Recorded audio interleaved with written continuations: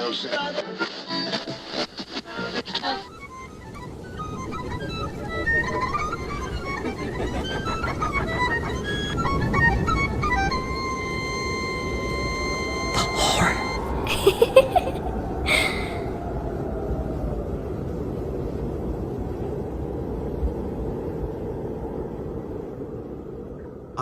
Premium James.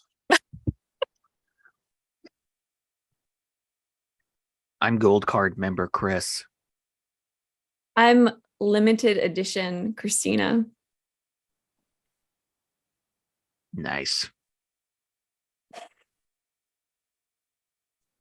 Sorry, I was eating potato chips, so I have to take drinks.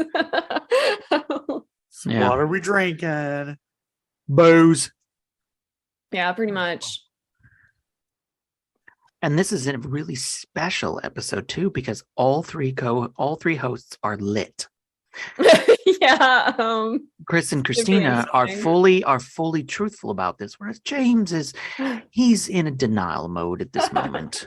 But trust us, everybody, he's there. The look in his eyes say everything. So incredibly lit. I can barely see straight. Can hardly enunciate. I'm gone. There you go. There he is, kids. He admitted it on air. No take back. Anyway, I'm drinking a sidecar, which is the only car that he's going to be operating because he can't operate machinery right now. So it's a classic cocktail. It's a brandy, triple sec, lemon juice with a twist of lemon for garnish. Man, next time I'm down, you got to make me these drinks. They look so good. Dude's like living in a speakeasy or something. Man, my bro is like become a little mixologist down there. He's just like a little bit of this and a little bit of that and a splash of this, and you're going to be flying, kid. Mm-hmm. Well, I have ginger ale and orange liqueur triple sec. So Nice. I've got bourbon mixed with margarita mix because that's all I had. It works. It's good. It's like a sweet. It tastes like sweet. It's sweet and sour. Basically, it's a sweet and sour. It's a whiskey. It's a whiskey sour, is what it is. The really. bourbon Rita. The bourbon Rita. You just need to put some salt around the. Damn it! He comes with the best names too. He's like, "Welcome to the bourbon Rita. Throw a little sauce and get down to the store." Okay. So, Christina, what do you have for the little kiddies at home listening? This is a lot of pressure, so I'm gonna bail. Bye. What? You're the ones who made the mistake of coming here in the first When place. we said mini, we weren't kidding. We weren't kidding. It was a super mini. No, okay, so I have an extension of my Wild West stories. And so the one I have for you folks today is the disappearance of Albert and Henry Fountain. So I got a lot of my information from a website called Desert USA. It's an article called Albert Jennings Fountain, The Infamous Fountain Murders by J.W. Sharp. I got pretty much most everything from him. So, all right. So Albert Jennings Fountain and his young son, Henry, set out on a journey home. It's going to be about 3-4 day journey, 140 miles, but poor little Henry has a real bad cold. So they're trying to get there pretty quick. All right. But they never reach their destination. Because they're dead. Presumably. So Albert Fountain was the son of a sea captain. He's a pretty dope dude. He's like a world traveler. He worked a bunch of different jobs, including mining and freighting. He learned the law. He joined the So a Union. professional world traveler, just not too proficient at traveling home. Well, it's the Wild West, man. Give him a break. So he joins the Union's 1st California Infantry Volunteers as a private, and he's quickly promoted to lieutenant. He marries a Hispanic woman and becomes fluent in Spanish himself. He starts his legal/political career in El Paso. He held local and state office, held positions in local and state office. Dude fought a guy in a duel and won. Like, there's really like nothing this guy can't do. Like, he's pretty cool. So he eventually moves to Mesilla. I'm not sure how to say it. After some safety concerns. So he has this duel with this dude, and he's like, maybe this isn't the best place for my family, just in case. So I'm going to move them to this new town. Maybe this isn't like the greatest place to, be, Yeah. So he makes enemies, as a politician and a lawyer, basically. So he moved. Maybe the problem isn't the location. What are you trying to say, James? Just saying, professional at world traveling, maybe not such professional with people. Well, so in Mesilla, that's how I'm going to say it from now on. He becomes a prominent member of the Republican Party. Called it. Which looked a lot different back then. Oh, right. This is the 1800s. This is the pre-flip Republican Party. This is the late 1800s. Usually I introduce it with like a year and we kind of know where we're set, but I just kind of threw you guys into the fire with Old West. So So yes, he's a prominent member of the Republican Party when he gets there into Mesilla. He also founds a newspaper. He helped get a local university established. Dude's got his hand in everything. He serves as a colonel in a volunteer militia that protected the community against Apache raiders. So he's really put on the map when he defends the infamous Billy the Kid successfully. But he mostly is a prosecuting attorney, but in this case, he made an exception and defended Billy the Kid and got him off. So dude's accomplished. So that being said, he makes some enemies. So let's talk about his little list of enemies here. So the first one is a gent named Albert B. Fall. He's a gent. Hello, gent. Albert Fall. He's a mild-mannered gent, but he's still a gent. So Mr. Fall is a lawyer from Las Cruces, and he is That guy should be an accident lawyer. Have you had a fall today? Well, you know who's going to understand where you're coming from? Mr. Fall. And then just as a lawyer running around amongst orange leaves as they're falling, he's frolicking. Aw, that'd be cute. I'm already sold. So he's a lawyer. He's also Fountain's main political rival. Fall's opinion of Fountain, he says, I find the dude obnoxious. Okay, so not a fan. So his next enemy is a cattleman named Oliver Lee, and he's from Tularosa Basin.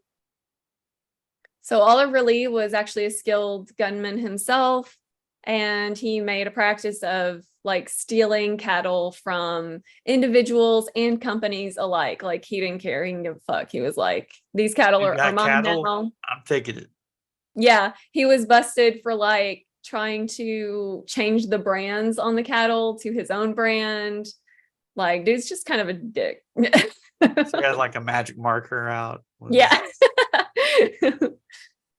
So he also terrorized people for none other than Albert Fall, our attorney and rival, in exchange for legal services. So Albert Fall was his lawyer and also represented like Oliver Lee's buddies, his posse. So we're gonna find out that he's a fall guy. No.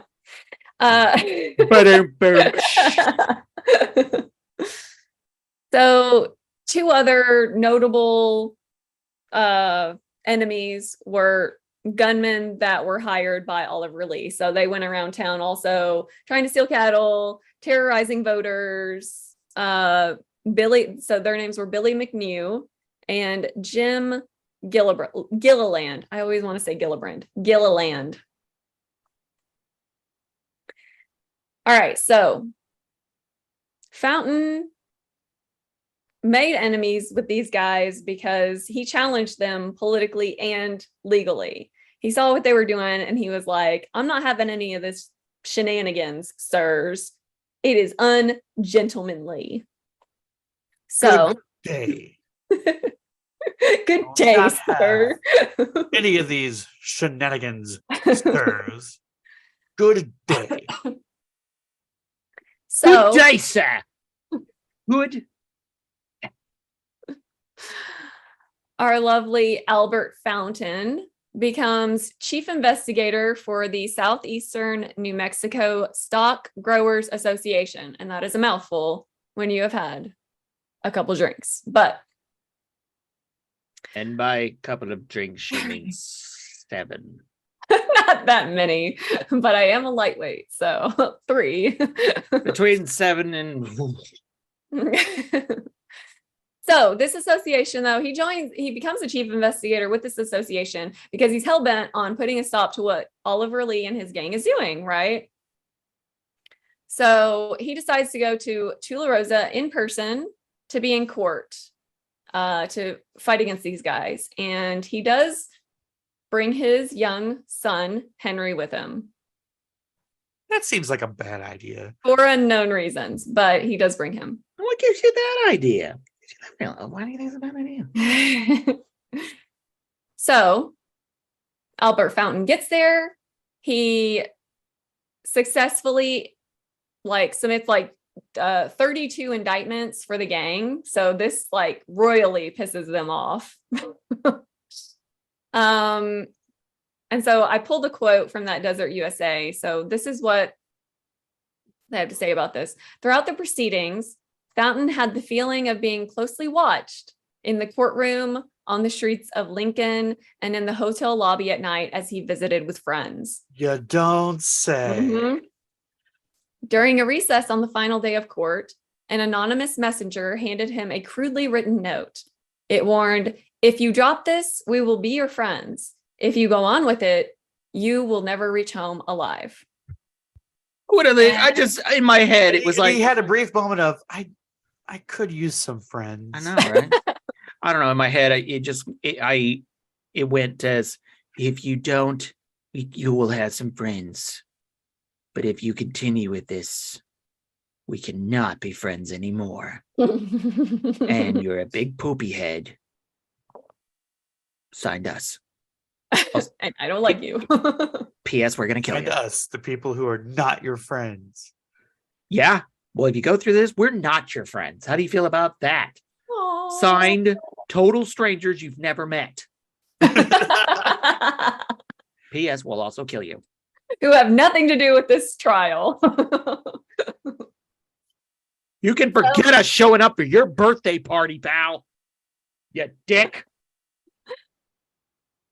Excuse me. Well, he was a dick. He was a private dick.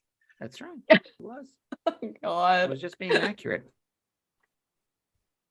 All right. So on January 30th, 1896, Albert and his young son, Henry, head home. And I mentioned this at the beginning, but Henry does have a bad cold. He's only 8 years old. He has a bad cold. He's trying to get him home so his mother After can parading his sick son in front of all of his enemies. Yes, exactly. What could possibly go wrong? You know what kind of just occurred to me? So when I was reading about this, they kept saying no one thought that anyone would harm a young child. And I was wondering, did he bring him because Have you been he to the thought they Wild wouldn't hurt West? him? Just a little human shield. Yeah, that is what just occurred to me. That can't be, but That's why you that have is what just children, occurred right? to me. I mean, that was one of my top reasons for Yeah, having. they have a buffer between you and your enemies. Makes sense. I like that. That's good. All right, so I mean, Chris had 3 for redundancy's sake. Yeah. Well, he's always been an overachiever. I mean, yeah, anytime one of them is going to do something and I say, please don't do that. And they say, and they're just basically like, no, I'm going to do that.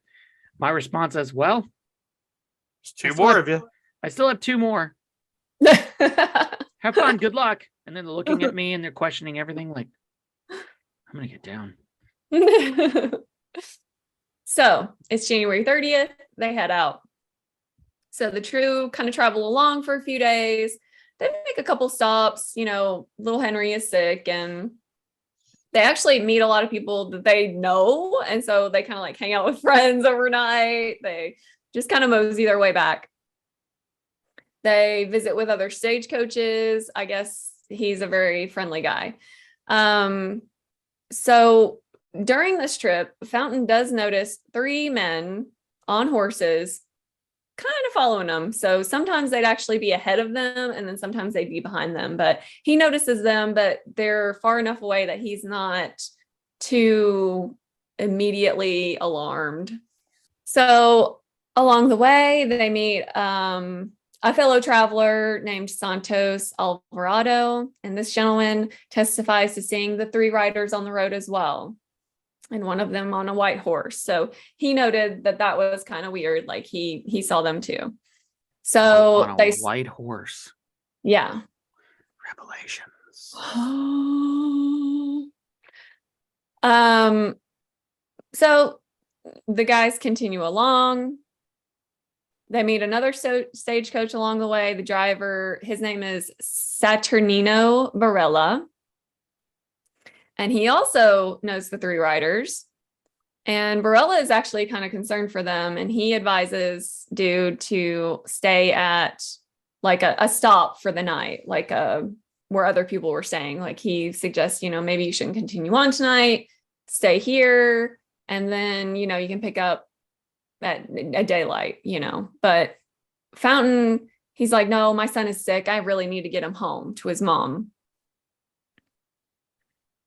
So the next day, Saturnino Barella, he's kind of doubling back. So he had gone on and kind of doubled back.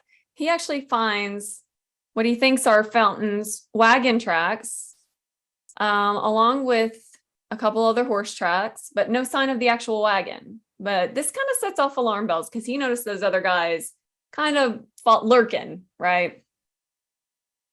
So Saturnino actually goes all the way to Fountain's home to let his family know that he and Henry are missing.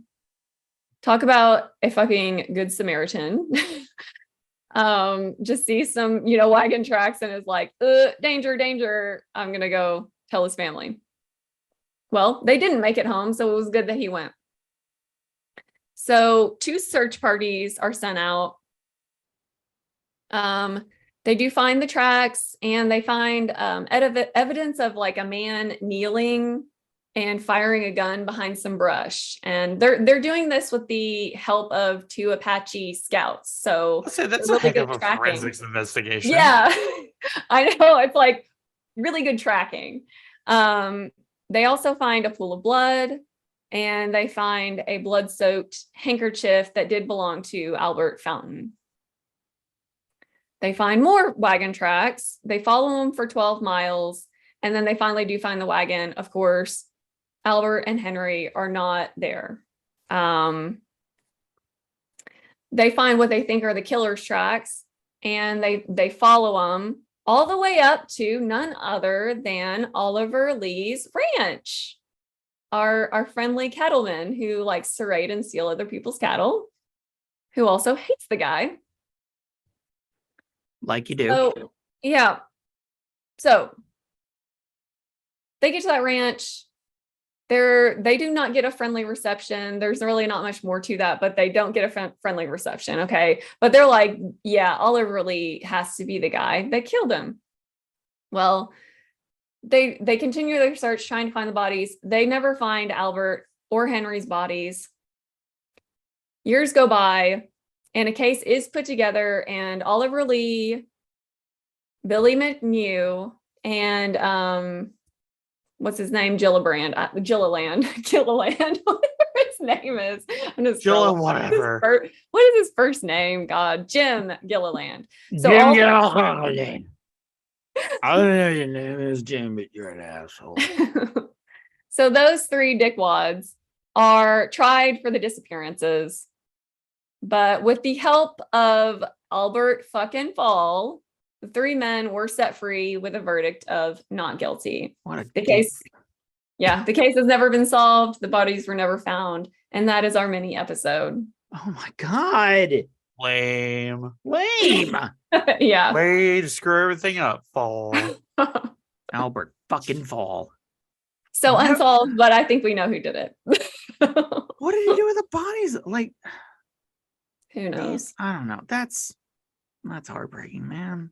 Yeah. And it is a bummer because actually, I mean, obviously, like a little kid going missing is really sad, but also Albert Fountain himself, I really liked him when I was reading about him. And I was like, I feel like he really is trying to do good in the world. And then these little douchebags snuff it out. Yeah, for reals. That's sad. I was looking at a picture of him right now, and damn, that's a magnificent mustache. Yes. I mean, that's Colonel Albert Jennings Fountain. Mm-hmm. That is, wow. Magnificent mustaches need to make a comeback. I know, right? I can't grow a mustache like that. That is thick. That's thick like the sex aliens from James's podcast episode. Damn. He needs a job at the pleasure hospital. No, dude, just if he was just the concierge. Welcome, my name is Colonel Albert Jennings Fountain, and welcome to the pleasure hospital. Christina, look at him right now and tell me that it's not affecting him. I do this all the time. No, you don't. No, you don't. I do. No, you don't.